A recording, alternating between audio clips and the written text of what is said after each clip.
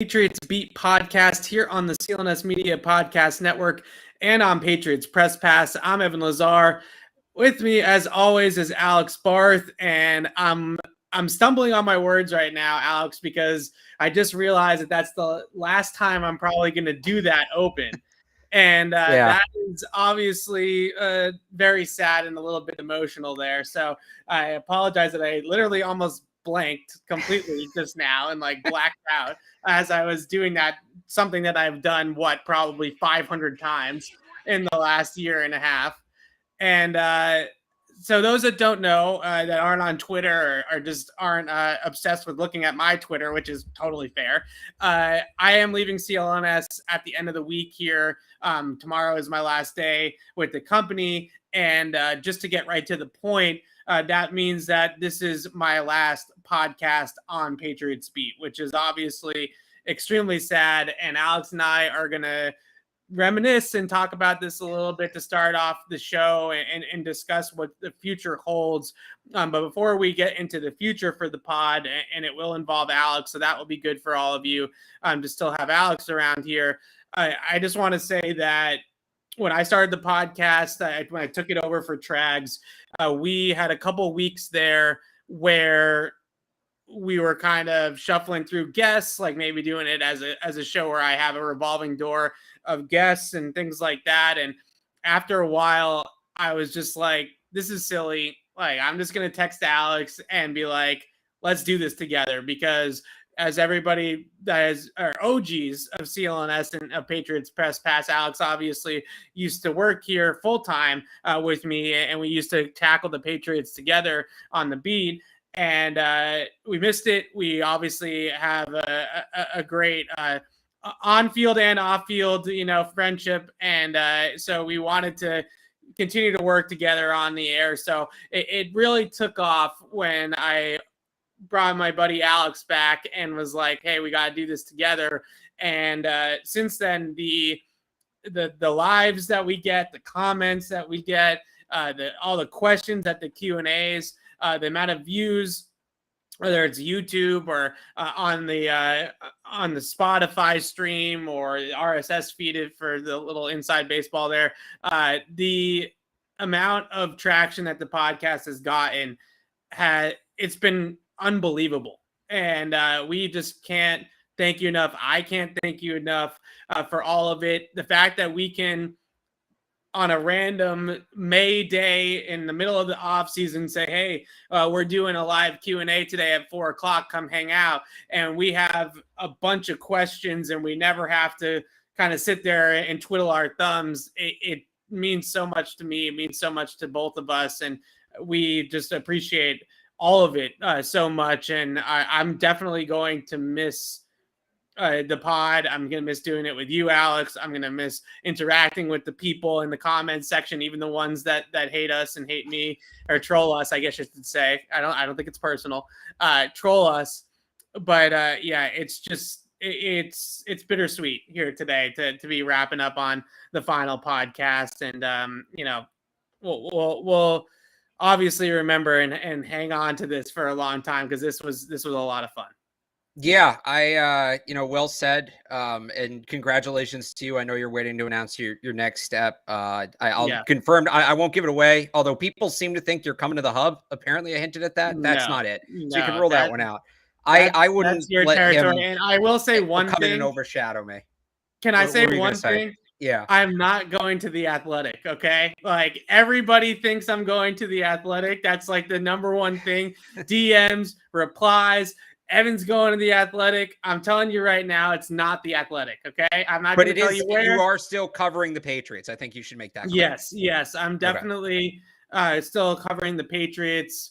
Pretty much not. I actually was able to have a little content meeting this morning with my future employer. And basically everything that I'm going to do at the next stop is really going to be the same as what I do now, so not a lot is actually going to change for viewers or listeners or readers of mine that are listening to this. Not a lot of things are going to change in terms of like my content and what I'm doing, which is great. So it will be pretty much more of the same, just for a different outlet. Yeah. So again, well said. And obviously I'm happy for you on the bigger and better things, and you deserve all of it. Yeah. So, I mean, for people who kind of don't know and maybe started following this podcast, when we started in January 2021, I was at CLNS before the Sports Hub. I was there for a number of years. We started getting credentialed in 2018, and that was Evan's first year with us. I mean, I think you started a couple days in a camp, right? They told me that I was going to be the Patriots beat reporter and I was going to be the guy. And a couple days later, there comes Evan. And in the words of Drew Bledsoe, in my mind, right, I'm looking forward to competing for my job. But I, you know, I think with you there, we took it to incredible heights. We wouldn't have gotten to that point without you. I wouldn't have gotten to the point where I'm at without you. So we, outside of, a couple months immediately after I left CLNS, which most of which were during the pandemic. So there wasn't much to talk about anyway. I mean, we've pretty much been doing content together for almost 5 years now. So, yeah, like Evan said, I've agreed to continue doing the podcast. I believe the plan, at least initially. So I'm still going to be the co-host. I'm still going to be in the 2 chair. I believe the plan initially is to rotate who's in the host chair, at least to start camp. And it's people, it's people who cover the Patriots. It's not going to be people pulled out of nowhere, but I'll be with a rotation of co-hosts, and that will go until either CLNS finds your permanent replacement or we just find somebody where the chemistry is good. But I'll still be here. I'll still be doing this. I believe the plan will still be Tuesday and Thursday. We're still going to do every day during camp, twice a week during the season. If the dates change, we'll let you know. Follow me on Twitter at Real Alex Barth. But it's been a pleasure. It really has. I appreciate, all the love this show has gotten. When you made your announcement, so many people coming out saying what's going to happen with the podcast, all that, the people who say they look forward to this every Tuesday and Thursday. It really means more than you mean. So this will still exist. Patriots Beat will still exist without Evan. And, there's nothing in the cards right now. I can say this, Evan, stop me if you want to stop me. There's nothing in the cards right now for us to work together in the future officially. I'll have you on as a guest on my Sports Hub podcast at some point during camp, during the season, obviously. There's no plans right now for anything permanently down the road for us to work together. But that being said, if that door were to open, it's obviously, it has to get approved by all these different people. So it might take some jumping through hoops, but if that door did open in the future, it's something I'm open to. It's something you're open to. We've talked about it. I kind of gave the same speech when I left CLNS in 2020, that if there was still a chance for us to work together, we would kind of take that opportunity. Lo and behold, a year later, this podcast came up. So, it's not, I tweeted that Last Dance thing right before we came on. We'll see. We will see what happens. There's a chance that this comes back in some capacity, in some extent. It may not look exactly like this. I don't know what it would be, but there's still a chance that comes down the road. But in the meantime, I'll still be here. Obviously, I'm not going anywhere. I still have all my stuff on 98.5 as well. 98.5 Patriots podcast is still there. Subscribe to Patriots Audio. So we'll see what happens with that. But in the meantime, just you deserve all of it. I hope you're kind of enjoying this week. A lot of people saying a lot of nice things. You deserve all the success down the road. And it's I'll see everybody next week. It's really not goodbye for me. It's just a different person, that other box there. Yeah, which makes me know that I'm leaving the pod in good hands, obviously, which makes me feel good. And no, you're terrified. It's going to get so anti-mathy, and we're going to talk Madden all the time, and get ready for that. Yeah, like you said, Alex and I are always hoping, looking, for opportunities to work together, right? And that's always going to be our goal, I think, probably forever. So, if there is an opportunity down the line, like Alex said, nothing imminent, nothing in the works, but if there is an opportunity down the line, even if it's just as guests on each other's podcasts or whatever the case may be, we're always going to try to do stuff together. So that will definitely be on the table as we move forward. I don't know exactly if it will be my own podcast or if it will be jumping on different podcasts or whatever the case may be, but I'm definitely going to be in the podcast realm in the future still. So I'll definitely, be around in the podcast sphere plenty as well. So don't worry about any of that. You're still going to get plenty of Alex and I, and you can come and tell me that I have a nasally voice all you want or whatever the case may be. I'm all ears. You can say whatever you would like and come and comment and listen to us and all those types of things. as well. You mentioned our first year in 2018. I remember the first day pretty vividly that I had with you. And I remember the very first video that we did together. And I don't think people of the podcast are going to be like that shocked that we talked a lot in the first video. Yeah, it was supposed to be like 5 minutes and it went 9 something. Yeah. It was like over 10 minutes long. It was supposed to be like a quick, like 4 or 5 minute thing, post some of it on Twitter, like that sort of thing. And it went on and on and on and on and on. And I remember not only was it great that we could right off the bat, we could do that and we could talk football like that. But I remember you kind of coaching me up and you know, our boss at the time and my current boss, John Zanis, kind of being like, you know, you got to have shorter answers, right? Like you can't go on for like 40 minutes on one thing. And so the reason why I'm bringing this up, not only to just reminisce, is also just because, you know, Alex has taught me a lot about being on air, about you didn't want to be on air. You were like terrified of being on camera. Yeah, I really hadn't done it. I had done podcasting, but I haven't really done the whole stand up with the microphone and you know, that sort of thing. Really at all. And so that was definitely a new experience. And Alex coached me through it. He easily could have hated me, easily could have tried to, you know, really railroaded the situation and made me look bad or stuff like that. And that was the opposite of what he did. So I'll always be grateful for that. And we'll always remember that. 2018 was a fun year, though, just to continue down this memory lane. Before we get further down, I'll show you this, and I'm going to send you the full link because you should watch it. But I'm gonna share something here. Oh no! So I don't know if I want to see this. You don't. Before you were with CLNS, you did some guest spots for us. Yes. When you were still with Pat's Pulpit and Herald and SI and all that. So this is the first video we did together. I don't know if I have sound on this, but if you see right here.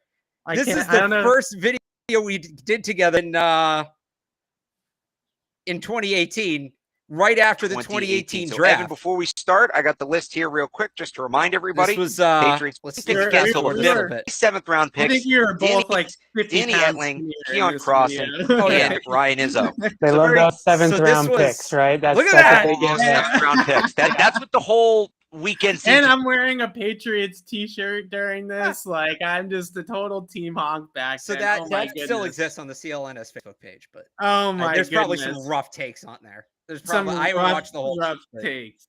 2018 class. So that's Isaiah Wynn, that's Sony Michel. Yeah. And I loved the two first. Like I loved Wynn and Michelle. I thought those were great picks at the time, right? Like, you know, I was all in on that draft at the top. Not that, you know, both of them, it wasn't like they busted out of the league or anything like that, but certainly did not turn into I'm sure I dropped like an Alvin Kamara comp or something like that for Sony. The one thing I remember from that video is because I went back and watched a little bit of it. In me being my typical wishy-washy self, we each did the pick we liked the least, and I said Danny Etling, who was the last pick.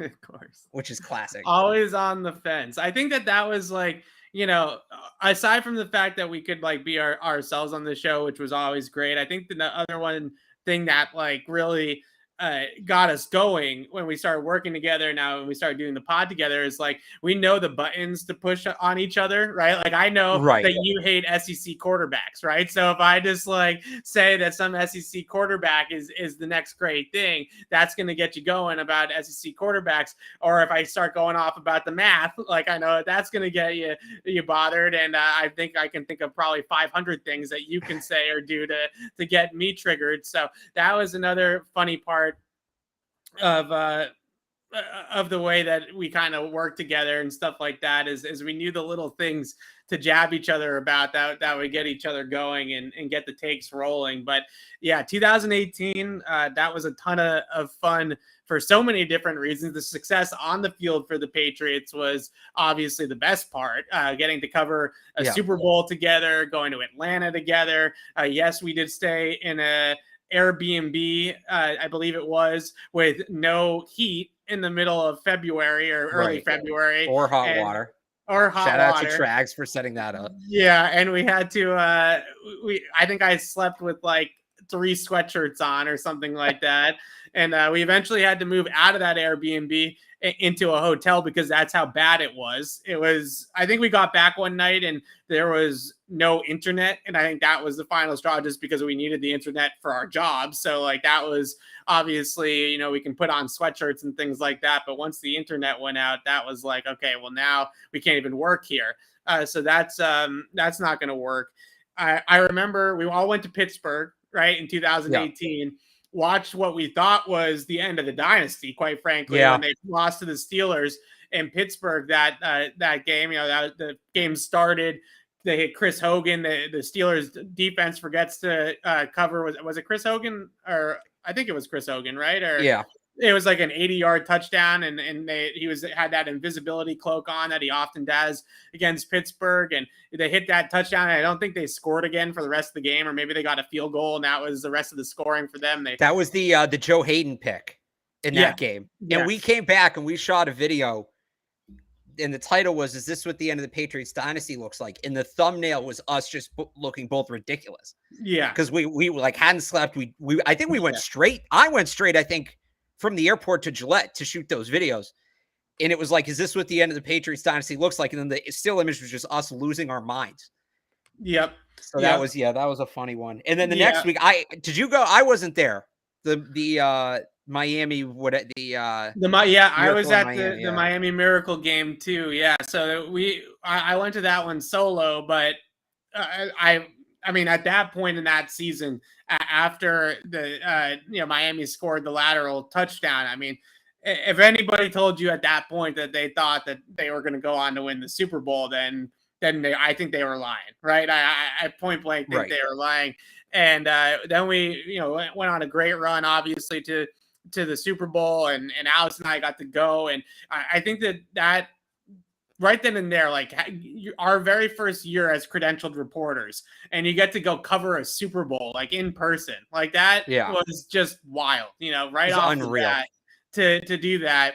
And it was just crazy to be able to do that right out of the gate, and to be there with, me and Alex and Trags, and we're there, and Alex and I are very first year on the beat, very first year really doing this professionally, and you're in the same area, same press room as like Peter King and like all these other Big J journalists, and Adam Schefter and Ian Rappaport are like walking around, and it's just like that was like a real moment for me, where I was like, okay, well now we're running with the big dogs, right? Like now this is like real, and we're doing this for real. And I will always hang on to that season. But we started out so good, Alex, that like it was only down from there, unfortunately, at least for the on-field success for the Patriots. And then I remember moving to 2019,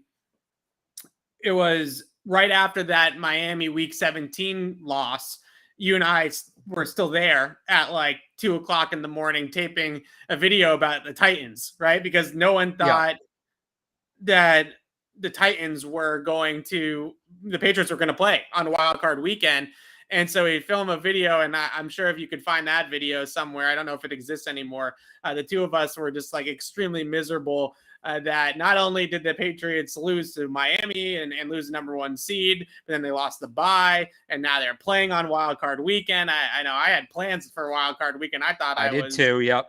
I thought I was golden, and then that gets blown up, and they end up playing, and then that was it for Tom Brady in a Patriots uniform. So that was a bummer. Then COVID hits, then Alex leaves, so that was a tough period of time. But then we got to bring it back with the pod, and that was obviously the saving grace of all of this. But man, that 2018 season, and even 2019, just getting to cover Brady, like even though it was the end and it wasn't the best season for the team, just getting to cover Brady for 2 seasons, I know I'll never forget that.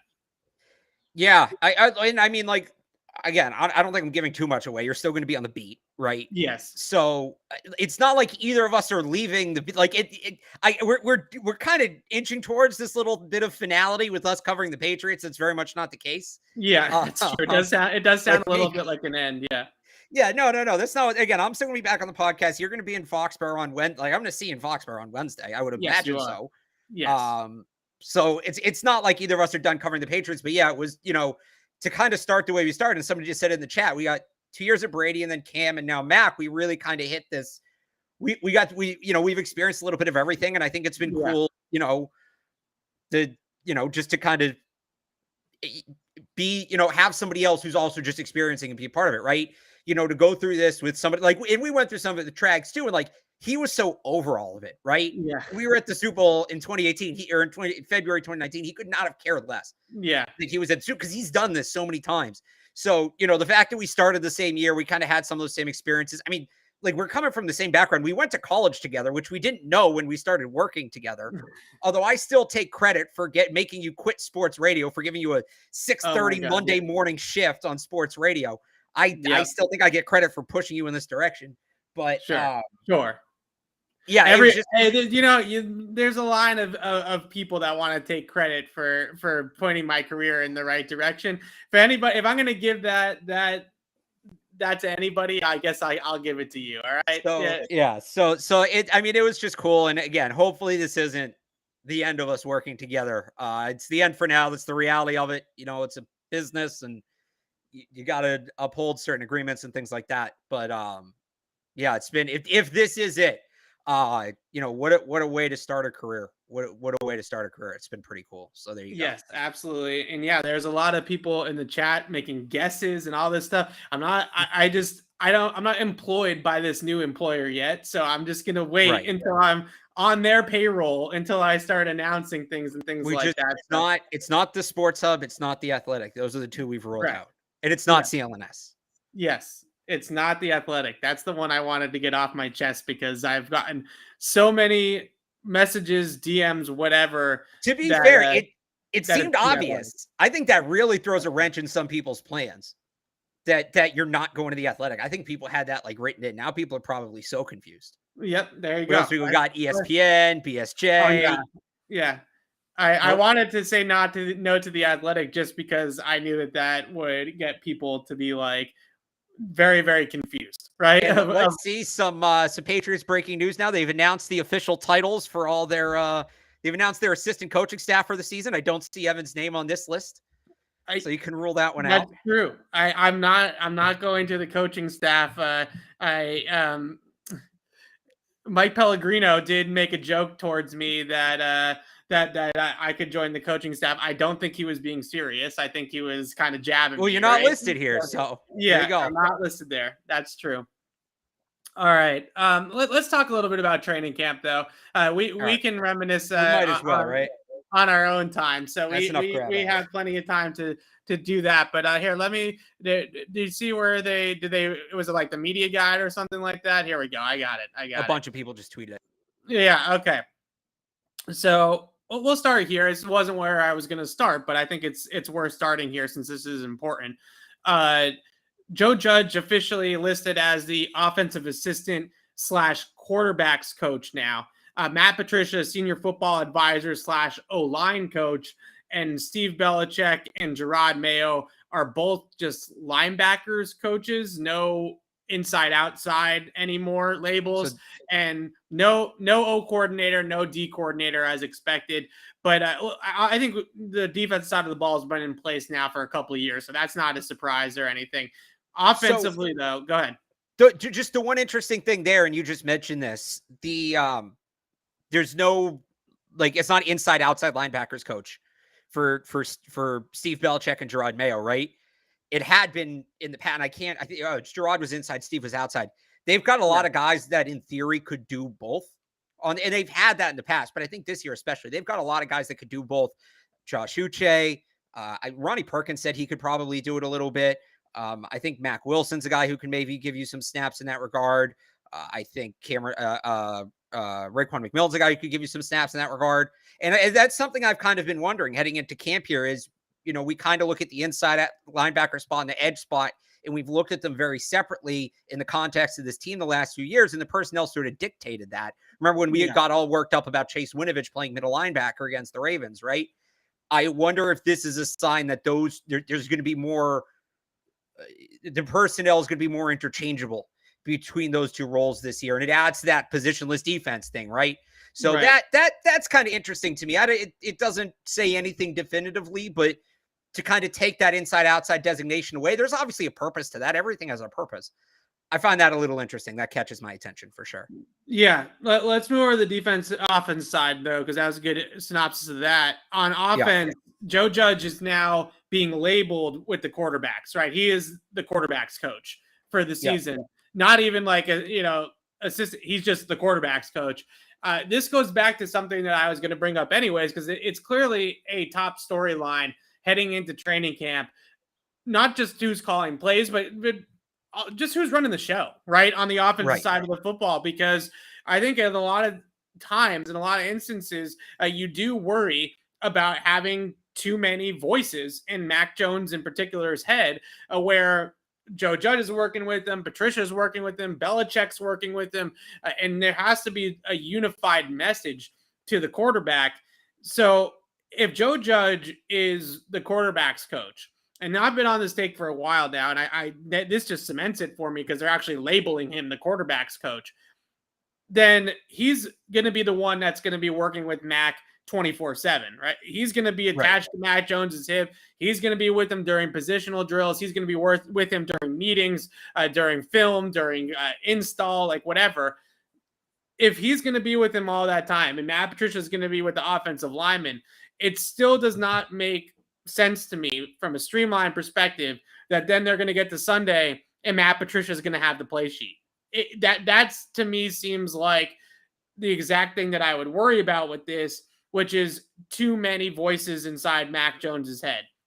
So I think that in a lot of ways, just based off of the history of coaching and what you see other teams do, and I know Belichick doesn't always go with what other teams do, but when you see the history of how this usually works, even with Bill, the quarterback's coach has got to be the play caller, right? It just seems like it would be way too confusing, honestly, is the best way to put it, to have a bunch of different voices in the pot there. What do you make of these designations, and are you kind of on the same line of thinking there? Well, so you mentioned Joe Judge labeled a quarterback's coach. He's also, I think it was offensive assistant. The text is just really small on this, and it's not in any sort of logical order. And it's so definitely on purpose that we have to He told us in the spring, Judge did, that he was going to work with all the skill position players, right? So that still opens the door for that. So the whole, with Mac Jones 24/7, I don't think that's locked in by him being the quarterback's coach. And what's interesting is there's no definitive second quarterback's coach, right? There's no Bo Hardegree. Now, there is, and this is interesting, Evan Rothstein is listed as an offensive assistant. I just got to the bottom of this list. Just saw that? Yeah, they snuck it in there. So for people who don't know who Evan Rothstein is, he came with Matt Patricia from Detroit. They were in Detroit together. They left Detroit together. Or Rothstein may have made it through that season. I don't know. Patricia was fired midway through the season, but they both, started with the Patriots similar time. And Rothstein was basically Patricia's Ernie Adams in Detroit. Yeah. He's a deep dive. We don't really know what he does. Director of football research kind of guy. So offensive assistant doesn't mean anything, right? It doesn't mean anything on the surface, and he'll probably still have his hand in everything because that's why they brought him in. It really seemed like he was brought in as kind of the heir apparent to Ernie Adams. Yeah. But as an offensive assistant, if you do have a guy that you think is that bright of a mind, you may want him spending some time with the quarterback. Yeah. Now, I don't know that he would be a quarterback's coach in the same way that Bo Hardegree was, but maybe that's your guy that's at max hip. Now, he like I just said, he has other responsibilities too, so I don't know exactly what that looks like. But I think that they labeled him, and I want to pull up what his role was last year because it was not offensive assistant.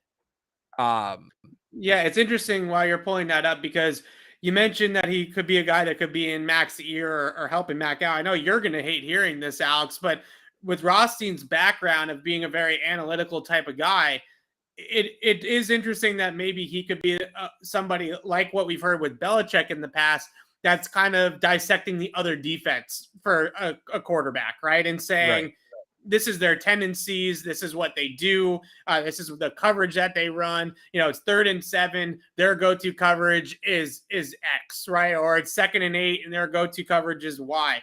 Those are the types of things that people like Ernie Adams do. That's the infamous Malcolm Butler interception in Do Your Job, where he talks about how he logged that play, earlier in film study. Like, that's the type of stuff that Evan Rothstein does. So it's definitely possible, if he's on the offensive side of the ball, that he's there for game plan purposes, for those types of little details that Belichick also often talks with the quarterbacks about as well.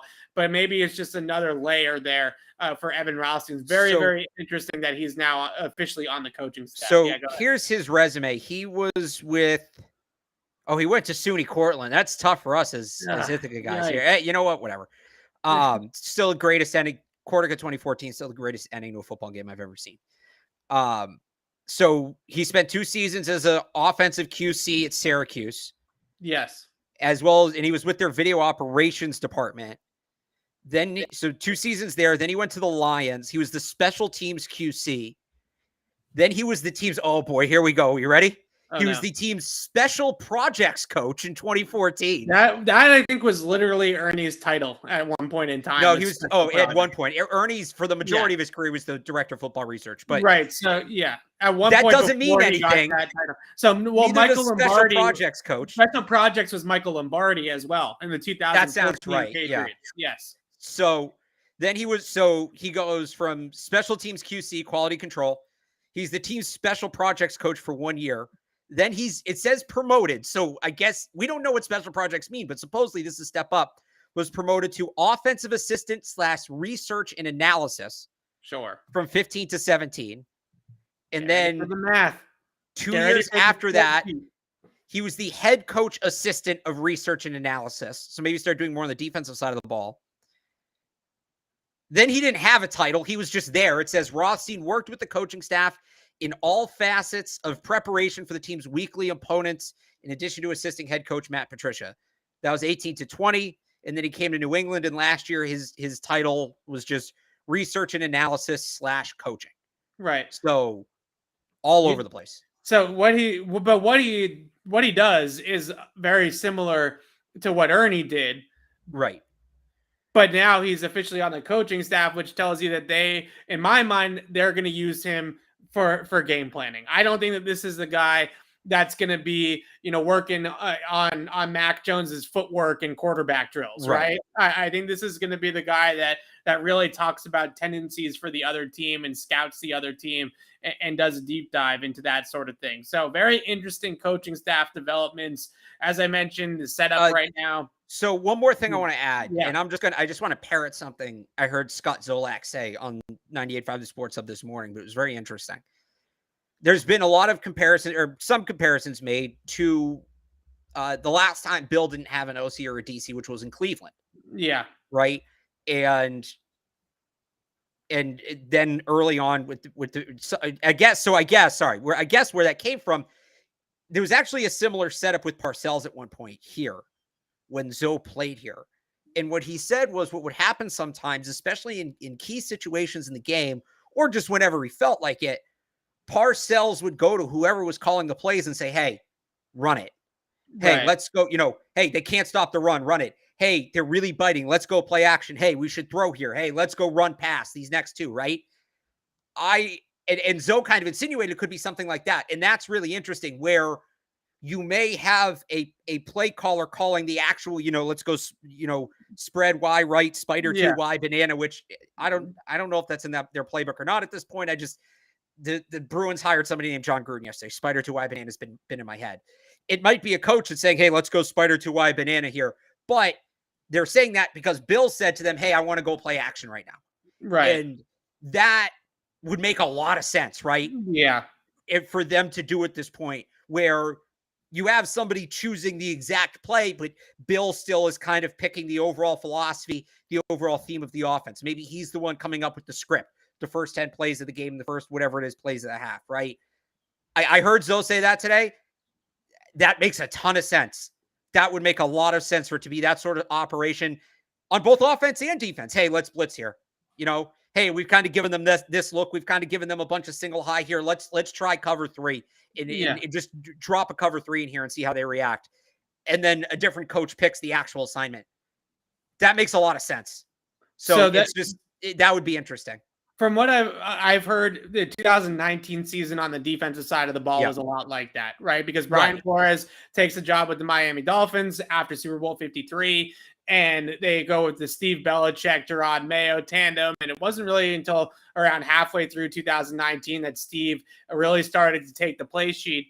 And at that point, that was definitely a way of how they did things, right? Where Bill was kind of coming in over the top and being like, hey, we've kind of played coverage. Let's blitz here, right? We played coverage the whole game. Maybe we catch him with a blitz here and catch him by surprise.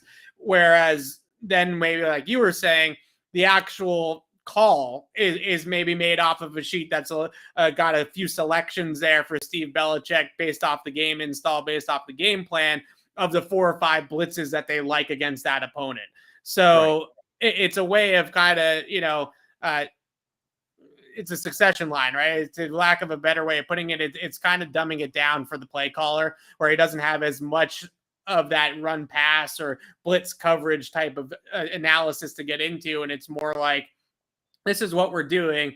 You pick the play out of the hat that we're running based off of that. And that's a good way of looking at it. I think that would be a really interesting way of doing it. I am not by any means ruling out Bill Belichick himself calling plays at some point on the offensive side of the ball. We know one thing from Bill, and you can tell based off of this coaching staff, there's no actual title, OC or DC. He's not going to just hand out responsibilities just because somebody's got to do it, right? If he doesn't feel like somebody is up for it, ready for it, whatever you want to put up, call it, he's not going to put that responsibility on somebody that's not ready for it. So if he doesn't feel like Matt Patricia or Joe Judge or Troy Brown gets into it or Nick Caley gets into it or whatever the case may be, if they don't feel like they are ready for it, then I wouldn't rule out Bill himself calling the offensive plays and having the sheet. And I think that'd be really cool. I would love to see what a Bill Belichick called offense looks like. We know what a Bill Belichick defense looks like when he calls it, right? But what's a Bill Belichick offense look like? Like, what are his true philosophies? What was Josh McDaniels and what was, his influence and what was Bill's? Like, that was always the tough thing for me was like, okay, like they're conservative sometimes on 3rd and 4th down, but was that a Bill decision? Is that a Josh decision? Like who's making those types of decisions? I think it's going to be really interesting to see if that's the way it goes. Just like, what is Bill Belichick, the OC? Like what is his thing? What is he like doing? And that will be very, very interesting. And along these lines, not just about the responsibilities, we've talked a lot about the scheme itself. And honestly, they put this out there. Like, this wasn't just us creating this. Like, they talked about the scheme changes, especially the players have talked about the scheme changes. You've heard some rumblings about like McVay Shanahan stuff. You've heard some rumblings about Alabama type of stuff. I think ultimately once we get to pads, which is a week from Monday, we think is going to be the first day of full padded practices at training camp. That's when we really start to see what this offense is actually going to look like. But at this point in time, if you had to predict, Alex, which way do you think this ultimately goes? And do you think it will be a very big difference? Like when people turn on that first preseason game, maybe they don't give too much away then. But okay, let's say September 11th, week one, week 1 against Miami. What's that going to look like? Are they really going to look that different? I mean, they're not going to have a fullback, so it'll look different, right? I still don't see them going the Shanahan route, especially with some of the offseason moves they made. Like, they didn't, outside of axing a true fullback, they didn't do a lot that lines up with that. Yeah. I still think it's going to be something similar to what they've done in the past. We heard that there were some former assistants in the building, right? And now I'm blanking on who they were. That it was Bill reported. O'Brien was the big one. Bill O'Brien was one, and who was the other one? Did Jed Fish come and say hi? Jed Fish, yeah. That's who it was. So, I mean, those are guys that are more traditional, drop back, spread it out, right? Yeah. I still think that. And again, the moves they made you bring in Devontae Parker, you bring in Tyquan Thornton. That makes Nelson Aguilar a lot more versatile. You don't need him just at the X, which is probably the best. A versatile role is probably the best role for him. Pierre Strong is a guy who can do a lot at the running back position. Isn't just a pure. I know he was the fastest back at the combine. Usually that guy's just a burner. I don't think Pierre Strong's just a burner. I think he's a really well-rounded running back. The comp I made when they picked him was a slightly faster Rex Burkhead. I'm sticking with that. I think they go back to a little more of what it was. I don't want to say like when Brady left, because they had to make some adjustments when the cupboard ran dry, the pass catcher positions in like 2019, right? Yeah. I don't want to say 2017 because that offense was so good with Brandon Cooks, right? They're not there yet. Maybe they get there, but maybe like that 2018 offense sans a fullback. Like some of that stuff, I think they go back to more of that with more of an emphasis on a modern slot. That's what I think ultimately the plan is. Yeah. And you know what I think will tell us a lot too? I think what happens with Jakobi Meyers. If they give Jakobi Meyers an extension, that tells us, like during camp, that tells us that they're going back to like the 2016, 17, 18 path, and he's going to be in the Edelman role. If not, that tells us that they're shifting to either the Shanahan thing or maybe more Alabama-like with that speed slot. Yeah, it's going to be really interesting to see where this scheme goes.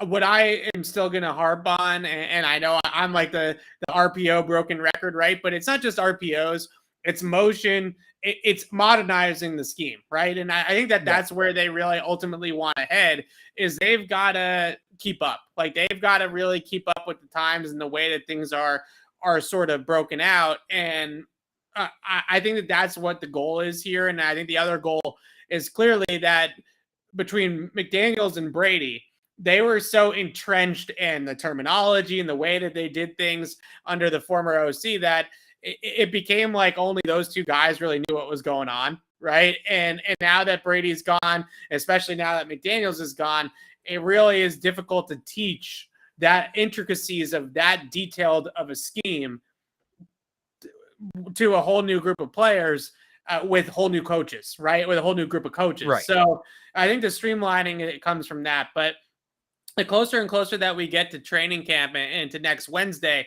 the more Alabamification murmurs are starting to surface, right? That's starting to be a little bit more out there. So we'll see what ends up happening. There were just an announcement on the PUP players. Look, I don't ever overreact to PUP lists before training camp even starts, because we see all the time that players are put on the PUP list initially, and it's like one day into practice and they're already off the PUP list, right? So David Andrews, Jonathan Jones, Raekwon McMillan, Jabril Peppers, and James White are starting camp on the PUP list, the physically unable to perform list. Jonathan Jones has been healthy. He was out there during minicamp.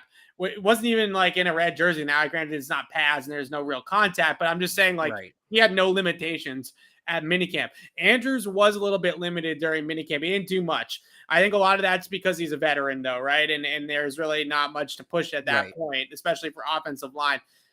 McMillan, he was a real full go in minicamp. So unless it's a new injury, which you never know with him. You know, they're sometimes careful for him and Peppers. They're sometimes careful with the guys coming off their rehab. That's the way I feel about Jonathan Jones as well. Yeah, that's not out of character. The only one that surprised me a little bit is Andrews. The rest of them, that totally tracks.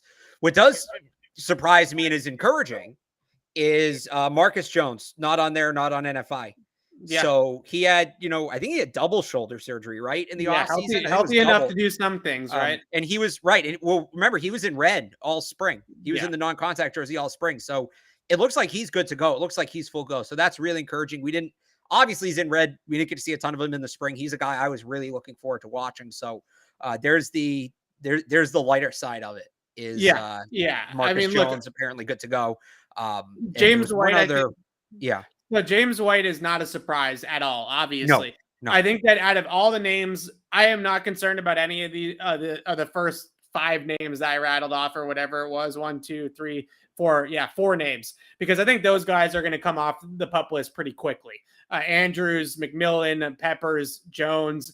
I wouldn't be surprised if Jonathan Jones isn't even on the PUP list when we get out there on Wednesday, right? I think that he's somebody that was clearly a full go. James White is on my list here of storylines, and I find this one really something that they absolutely need to monitor, and we need to monitor and think about.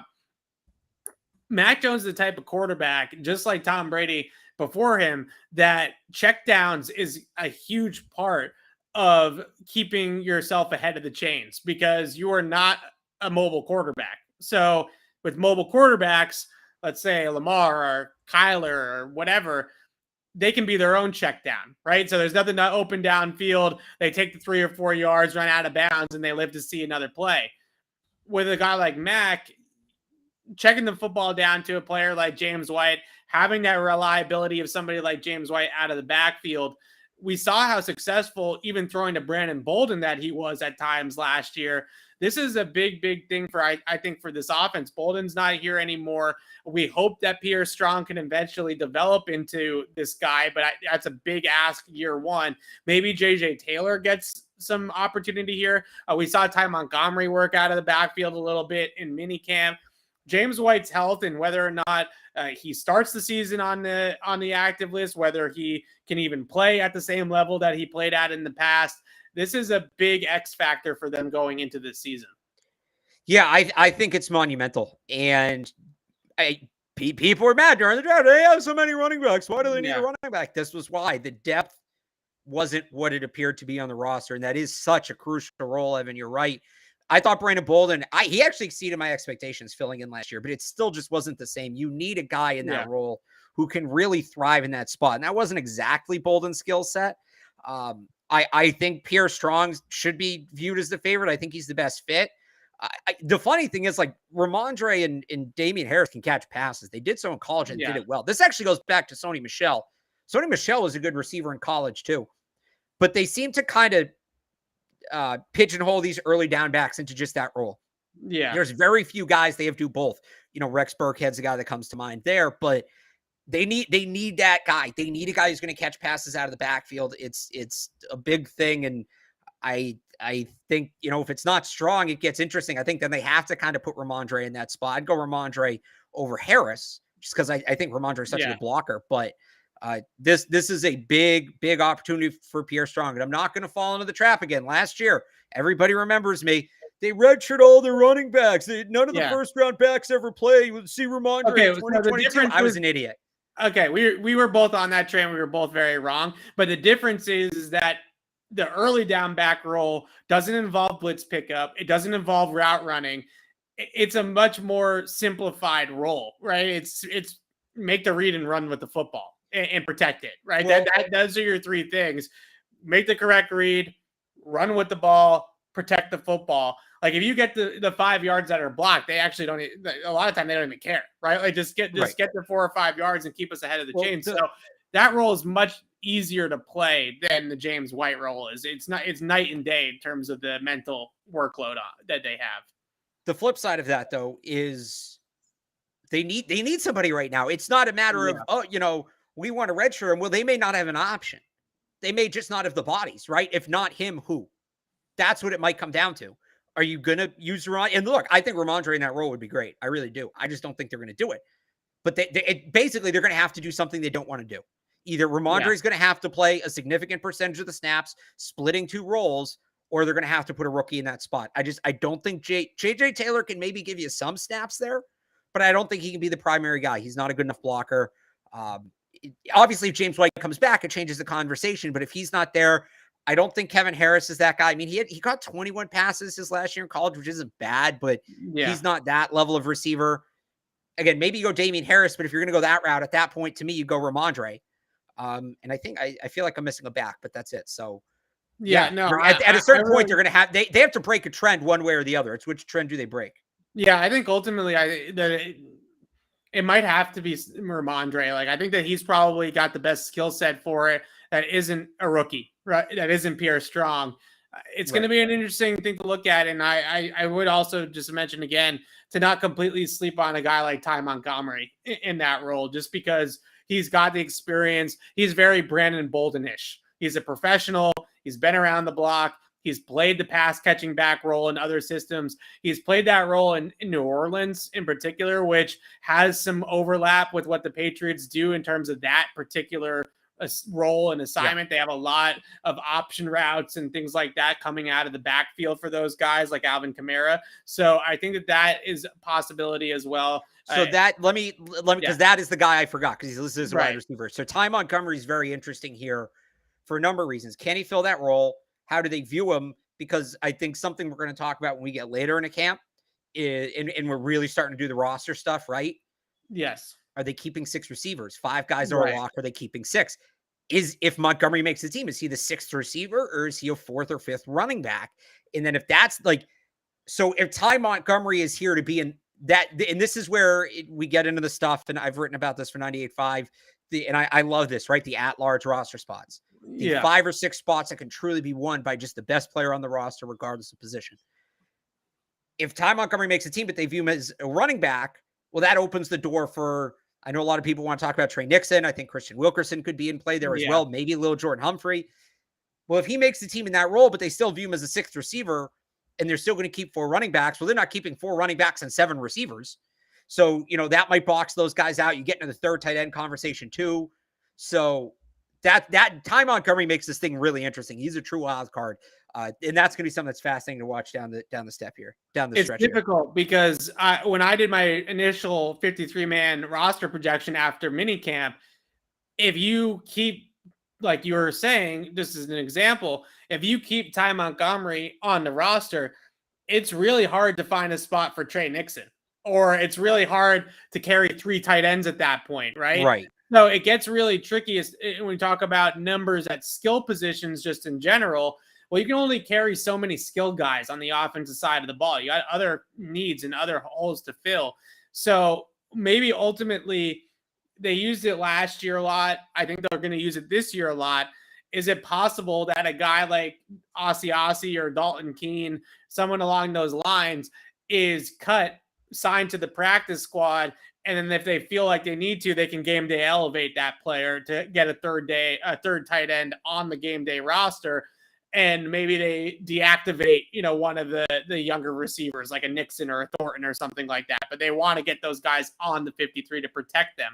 I think that that's certainly a way that they might go about this in some of those spots, because like you said, it's ultimately about keeping the right 53. You got to keep all the numbers that you need, but you also want to keep some of the better players that you have in your camp. You don't want to cut guys that you think are NFL players on a regular basis. So maybe that's the way they go about it is, okay, we know we need Ty Montgomery to have a game day role because he's going to be the 3rd down back until James White comes back. But we love Trey Nixon. We don't want to let him get to waivers. So we're going to end up cutting Ossie and Keene and hoping one of them lands back with our practice squad.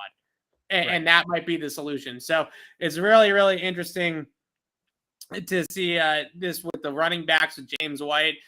No surprise they're starting the season on PUP, and we'll see where that goes for the rest of those guys. Though, as I mentioned earlier, I wouldn't really lose too much sleep over the fact that those guys are technically starting on PUP. I think they'll be off pretty quickly. So I'm looking at the schedule here. David Andrews is actually scheduled to speak on Tuesday ahead of camp. So that's a good sign.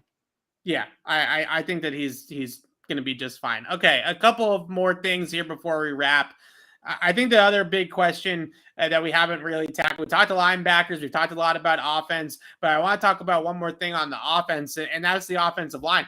We came out to minicamp in OTAs, or merely minicamp because Isaiah Wynn didn't go to OTAs. We came to minicamp, and Isaiah Wynn was a right tackle, and Trent Brown was a left tackle.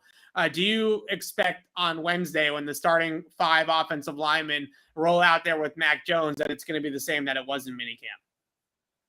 I don't know, because they kept pushing the, we want to be prepared, and that kind of makes sense. Yeah. It just feels like such a drastic change out of nowhere. It's like, I know I should say yes, like, why would they practice like that if they don't plan on doing it? But I don't know. It's one of those things when that's the line week 1, I'll believe it when I see it. Yeah, it does feel like with Shaq Mason gone, with Ted Karras gone, who I think it can consider him a starter that's not returning because he did start down the stretch last year, to then flip the tackles and have new guards in there, have a rookie. I think the one theory that, again, that I'll fall back on that makes me think that maybe this is here to stay is the Cole Strange theory, where maybe they don't trust Isaiah Wynn next to Cole Strange. I think Isaiah Wynn has had some issues playing next to younger guards. Like it was a struggle there with Mike Onwenu last year in the beginning part of the season for that tandem on the left side. I wouldn't be surprised if they look at it and they think Andrews and Trent Brown are two of our best linemen, maybe our two best linemen. And at least maybe, I know Trent's not necessarily the most, he's got some injury prone issues, but easily the most consistent guys when they're out there. Like, exactly what you're getting out of those two players. So I do wonder if maybe they're looking at it thinking of setting up Cole Strange with the most kind of just steadiness from his left to his right. And maybe that's what the idea is there. Yeah, I'd buy that. All right. We haven't done a show since the Wynn trade while we're on offense before. N'Keal Harry trade. Yeah. The N'Keal Harry trade. Thank you. Yeah, that's true. I was on vacay when they traded N'Keal Harry. I don't have much to say that we haven't already said about N'Keal Harry. I think the one thing I'll say about the trade is it made absolutely no sense to carry N'Keal Harry into training camp on the roster. Not even just from a sheer reps perspective. Every rep that N'Keal Harry took at minicamp, it felt like a wasted rep. And I'm not just talking about his effort. I'm just talking about the fact that I would just much rather give that rep to Tyquan Thornton, or give that rep to Devontae Parker, or give that rep to Trey Nixon, even though he's kind of a slot guy. The point is that you talk about volume, talk about numbers. Every single time they rolled N'Keal Harry out there for a rep, I was like, well, this is a waste of time. It's almost like at sometimes I feel that way, with quarterbacks. Like, I want to see Zappy and I want to see Mac obviously get the majority of the reps in this camp, right? I don't think Brian Hoyer needs to get a ton of training camp reps. N'Keal is way beyond that. Like, it just felt like a waste of time. So I'm glad that they got out of this before camp even began, because it felt like it just was going through the motions on both sides in minicamp. I'll just say this. I think N'Keal's going to make the Bears. Go look at that roster. Go look at the other receivers they have. They're middling, and even among their best guys, there's no size. I think it's week 7. They play Chicago here, Monday Night Football. The biggest return Gillette has seen in years, perhaps ever, of a former Patriot coming back. Yeah, I think he's going to make the Bears. That's my take. Yeah, I definitely think he's going to make the Bears. All right, move over to defense. Let's do these like a little bit more rapid fire because we got to wrap this here. Yeah. Cornerback. Still big competition, right? Cornerback. Yep. I think I'm ready to say that Jalen Mills is let's say he's penciled in. He's not Stephon Gilmore, so I don't think he's not Sharp. It's not Sharpie, but he's penciled in as boundary CB1. That's right. So who's opposite of him? Who's potentially could even unseat him if he does have a follow up? But I think we can pencil him in. So I think we're let's more go with who's opposite of him come week 1 in Miami. I'd love to see it be Jack Jones or Malcolm Butler. I think they're both high upside, high risk guys for different reasons, obviously different ends of the age spectrum. But, Jones, if he can kind of figure it out as a young guy, I think he's got some great natural talents that could elevate him. For Malcolm Butler, if he can get back to the way he played in 2020, he's a solid number 2 corner. The question is just at his age after a year off, can he get back there? Right? At 32 years old, there were only 6 corners age 30 or older that played more than 10 games last year. That's not to say he can't do it. Statistics mean nothing to the individual, but the odds are stacked against him. And then I think you have Terrence Mitchell as the safe fallback option. I think between Jack Jones and Malcolm Butler, I think one of those guys pops enough to get the significant number of those snaps. But again, it's going to be a rotation. I've said that. I'll keep saying it. I don't think it's going to be 2 guys at 95%. I think it's going to be Jalen Mills at around 85, 90, and then probably 2 guys of the 3 of Butler, Jack Jones, and Terrence Mitchell in like the 60s. Yeah, I'm with you. It's interesting though, because I don't think a lot of people are talking a ton about Terrence Mitchell. Last year with the Texans, and I know it's the Texans, I know they were bad, I know they picked at the top of the draft, but if you go watch his tape with Houston, he held up as a starting outside corner in the league last year, a guy that can see 90 targets in a season and not be a complete liability.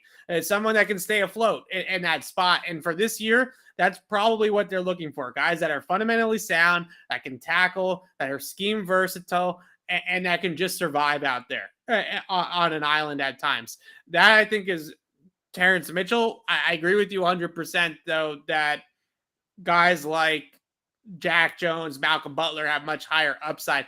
I still think Jack Jones follows that path where, like I always say, Thanksgiving, right? Like once we get to Thanksgiving, I think maybe we see at that point the bye week is what, like early mid-November. It's like November week of November 10th or 11th. Like maybe they come out of the bye and Jack Jones is playing a lot more. I think that's the way that could potentially go. If you ask me week one, I think it's either one of the veterans. It's either Butler or Mitchell. If you ask me week 16, I think we see Jack Jones. I think he gets onto the field as a rookie. Speaking of rookies, that kind of along this lines, last one here that I had written down, rookie impacts. We've talked a little bit about Jack Jones. We talked a little bit about Cole Strange. We texted about this the other day, and I think this is like such an accurate way to talk about Tyquan Thornton. It really feels like he's either going to be Deshaun Jackson or he's going to be John Ross, right? There's like no in between. He's either going to be a stud or he's going to just be a guy that was just fast at the 40 at the combine.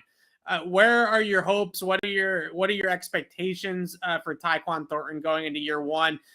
As it was the case with N'Keal, like this is everybody. You write a Tyquan Thornton post, it's going to go viral, right? Like this is what everybody wants to see, what everybody cares about, and this preseason is the shiny new toy. I just still think it's a redshirt year. He doesn't have an NFL body yet. They have so much depth ahead of him at the wide receiver position. Now, Devontae Parker struggled to stay on the field. So maybe he gets hurt and another injury or two and it shakes things up. Nelson Aguilar's had some trouble as well in his career, staying healthy, although not recently. So like maybe he's forced into it, but I still feel like it's a redshirt year. I said this to you off the air the other day. We were texting about this. I don't see, and don't panic. Let me explain this. I don't see a world in where Tyquan Thornton is just good. Right? Like, I don't think he's just going to be like a fine receiver. I think he's either going to be great or he's going to be just like nobody and he'll wash out. Right? Yeah. Like how many guys with that speed and then add in the fact he's 6'3"? How many guys with that physical makeup are just fine or just, he's good enough to be there? The only guy that I can think of that's just fine is like Robbie Anderson. Right. And I think Robbie Anderson's more than fine. I like Robbie Anderson. I think he's a number one. He's a lower tier number one. Look, if Tyquan Thornton becomes Robbie Anderson, that's a hit at 50 overall. If Tyquan Thornton becomes Robbie Anderson, that's a hit, right? The guy I think of maybe is like Darius Hayward-Bay. Yeah. But again, that sort of feels, and I don't think he's as good as Robbie Anderson. That sort of feels like a hit, but there's not a lot of guys you can think of that speed and that size that are middle of the pack, right? John Ross, bust. Tyreek Hill doesn't have the size, but the speed elite, right? And I'm not saying he's going to be Tyreek Hill, but I feel like he's either great or he's out of here in 3 years. I just don't see, and this is big picture, not just this year again. I think he redshirts this year, but big picture, that's how I view Tyquan Thornton. It's going to be an extreme. Which way, we will see. A guy with that much natural physical ability, how does he end up just being meh? That's kind of my big take on Tyquan Thornton right now. Yeah, no, I think that's accurate. And throwing out names like McCole Hardman, KJ Hamler, like those guys are a lot smaller than he is, right? Like Tyquan, I don't mean weight, I mean height. Like, so that's, I think, a big difference is those guys have turned into like really just gadget like players. But I think for this year in his rookie season, if you ask me, the Patriots offense has just been so slow over the last couple of years that even if it's just like 20-25% of the snaps, like find some pockets in games to get Tyquan Thornton on the field. Even if you're not targeting him, even if you're not handing the ball to him, like just see how his speed impacts the defense, right? Like just see how that threatens defenses. Maybe it takes the top off. Maybe it attracts the safety to come over a little bit more and it opens something else up for somebody else. I think that just the threat of his 4.28 alone is worth throwing out there 5 to 10 times a game just to see what it does to a defense. And I don't want them to completely redshirt him for that reason, because I think that he's got enough of a threat that at least it's worth something, right? At least it's something that they can impact a defense with. And when I know we say it all the time and other people say it, but when they throw out Myers and Bourne and Aguilar and Hunter, like I know Aguilar's got some speed. I know Bourne plays faster than he times, but ultimately that's a slow offense, like comparatively speaking, right? So that's what I'm talking about. Is I think Tyquan Thornton on speed alone can be a factor in some capacity, and I think that that's worth playing him and keeping him active on game day. We talk about Nelson Aguilar being fast, and he's fast for the NFL, but he's like 4.4, like mid 4.4s, which is fast. The average wide receivers are like high 4.4, low 4 to mid 4.5. I would even say low to mid 4.5 is like the average receiver, right? Yeah, he's above average speed, but he's not 4.28. Tyquan Thornton, is 4.2. I don't know the last time the Patriots had this kind of speed. I think Brandon Cooks was like a 4.3 guy. Yeah, but you may have to go all the way back to Bethel Johnson. Like this is Nelson Aguilar is fast. Tyquan Thornton's different. So Nelson Aguilar's 4.42 is in the 82nd percentile for all wide receivers at the combine. That's not like guys that actually made it in the league, though, right? There's some guys that were just really good at the combine. So it's above average speed, but we're talking with Tyquan Thornton, we're talking about 99th percentile. 99.9th percentile. Like this is, the fact he got 95 speed rating on Madden is kind of BS. But yeah. So I was going to say we'll do the Madden ratings another time, but I don't get to torture that with you anymore. At least not on here. I can still do it in person. There you go. That's true. I still get the text messages of the latest Patriot Madden rating, trying to look for my take on it. So I love it though. I hate it, but I love it. It's a love-hate relationship with Madden ratings. All right, before we wrap, we got to do Boston Sports Minute, right? Like final show. Like how can we not? I know the people want it. Some of the people, I should say, want the Boston Sports Minute. Alex, not much going on in Boston sports right now. Just the Red Sox who are on the All-Star break. But what's your take about the Red Sox when they come off the break? And look, we've been back and forth on the Red Sox, or at least I have. I think but you wanted to say it. You almost said it. You've been pretty steady that the Red Sox are who we thought they were. What's your take, though, on how they come back after the break? They're 2 games out of playoff spot right now. Yeah. They're down their best starting pitcher. And for everybody saying Sale's going to come back in September, if you look at the timeline, there's a real narrow window. So it's actually worse than it looks. There's a real narrow window for him to come back of about 8 games. 3 of those 8 games are in Toronto, which he can't pitch. So realistically, he probably has to come back after that Toronto series, which would line him up in the last series of the year, which is against the Rays at Fenway. They might be out at that point. And you're not going to throw him if you're out. So not to say Sale's the be all end all, but I think they were counting on him to be a big part of the improvement. You can forget Dominic Smith. He's not good. Yeah. If you wanted to just get a first baseman, so you have a first baseman, the time to do that was in March, not now.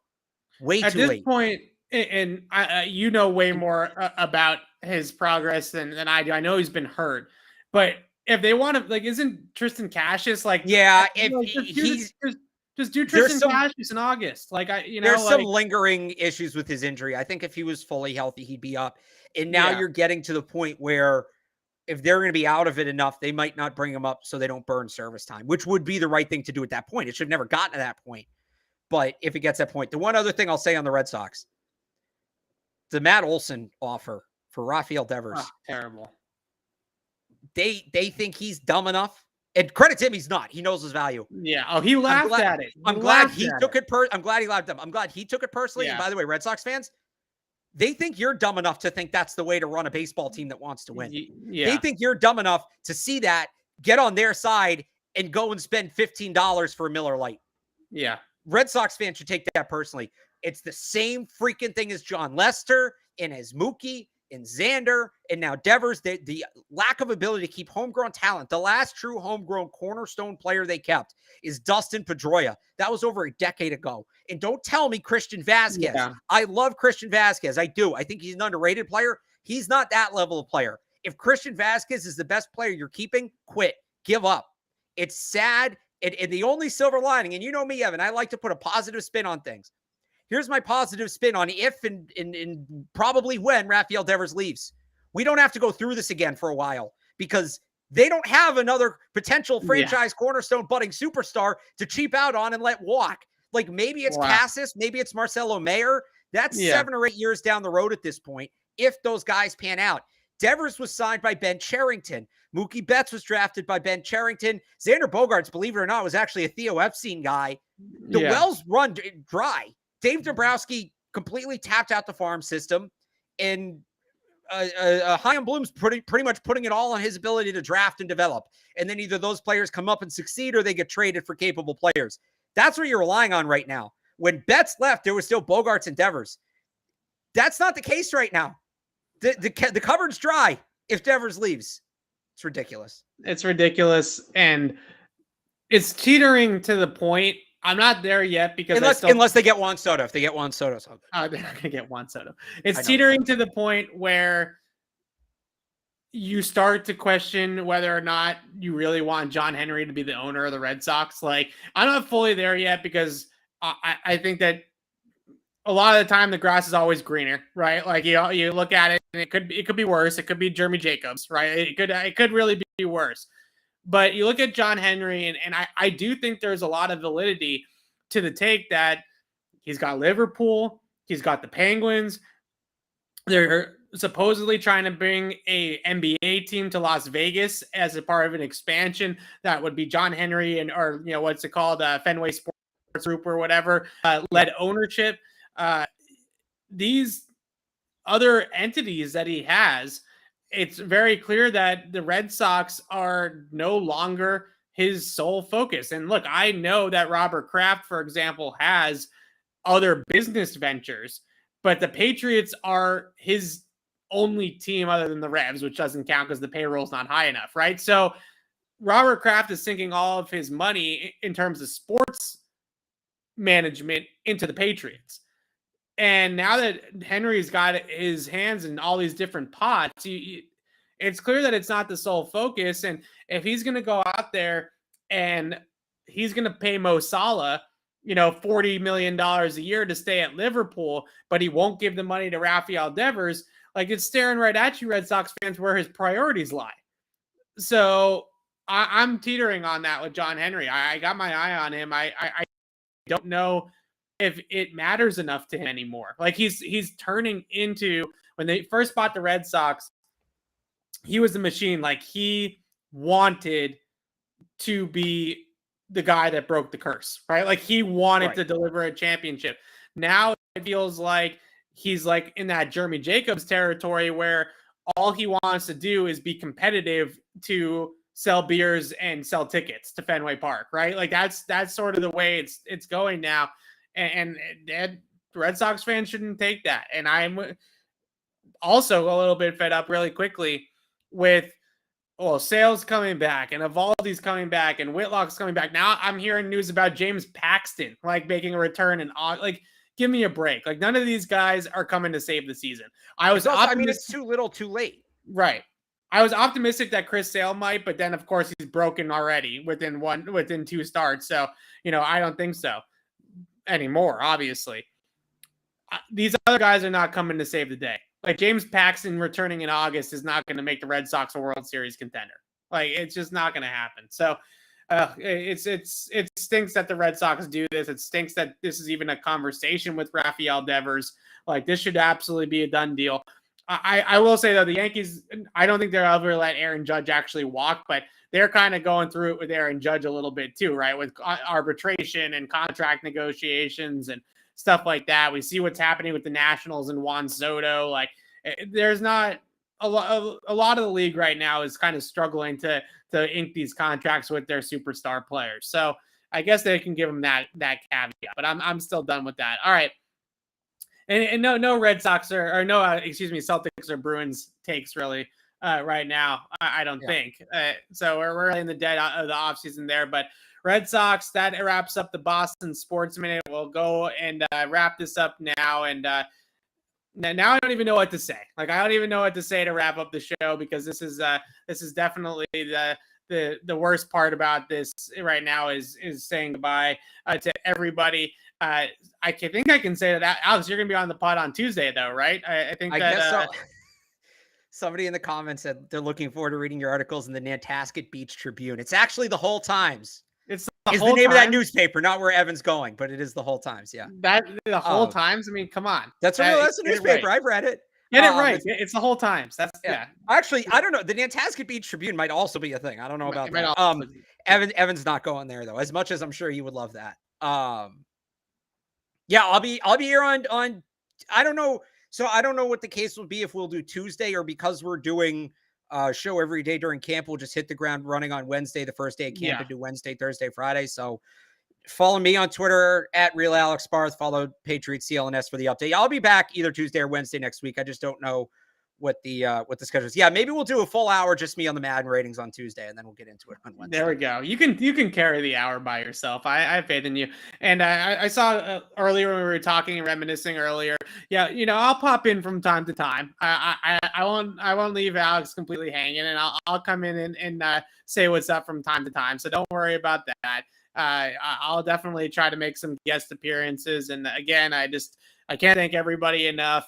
I can't thank you enough, Alex, for doing this with me, even though you have a day job, a full-time job, and you still came back and did this with me. So I really appreciate that. And we'll see where this goes in terms of our futures of hopefully working together again on the air. It's here soon. So thank you so much, everybody. I just want to say again, like I'm seeing the comments again, like the fact that this means so much to you guys, like that's ultimately the coolest part about this. Yeah.